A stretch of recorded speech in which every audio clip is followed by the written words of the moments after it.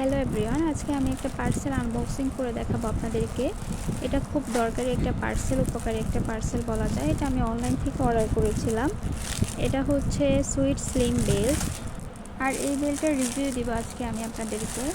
Actually দেখা যায় যে নর্মালি যে বেল্টগুলো আমরা পরি বা পাওয়া যায়, ওই বেল্টগুলো দেখা যায় কিছুদিন পরেই আঠা ছুটে যায়, বা কাজ করতে গেলে বসতে গেলে আঠা খুলে পড়ে যায়, বেল্টগুলো খুলে পড়ে যায় কোমর থেকে। তো মনে হলো যে একটা সেলাই করা বেল্ট অর্ডার দিই, যেটা হচ্ছে কোমরে বা পেটে অ্যাডজাস্ট হয়ে লেগে থাকবে, খুলে পড়ে যাবে না, কাজ করতে গেলে বসতে গেলে কোনো সমস্যা হবে না।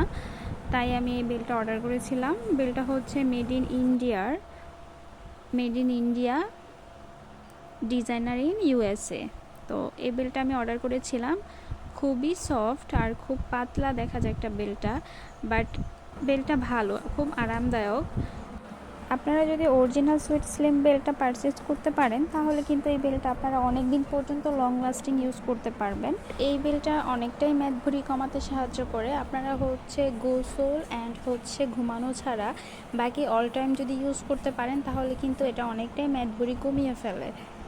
বাট আপনারা এটা পারচেজ করার সময় অবশ্যই একটা জিনিস লক্ষ্য রাখবেন, সেটা হচ্ছে যে বেল্টটা আমি করেছি, আমি আমার অরিজিনাল সাইজ না বুঝেই অর্ডার করে ফেলেছিলাম। আমি জাস্ট এম সাইজ অর্ডার করেছিলাম, বাট এটা আমার কোনোভাবেই ফিট হচ্ছে না, আমি ইউজই করতে পারতেছি না। তো আমার আরও 2 সাইজ বড় লাগতো, আমি অ্যাকচুয়ালি সাইজটা বুঝতে পারি নাই। আমি এম সাইজটা অর্ডার করেছিলাম, যেটা হচ্ছে 30 থেকে 34 যাদের পেট তারা ইউজ করতে পারবে। বাট আমার এর চেয়ে আরও 2 সাইজ বেশি লাগতো।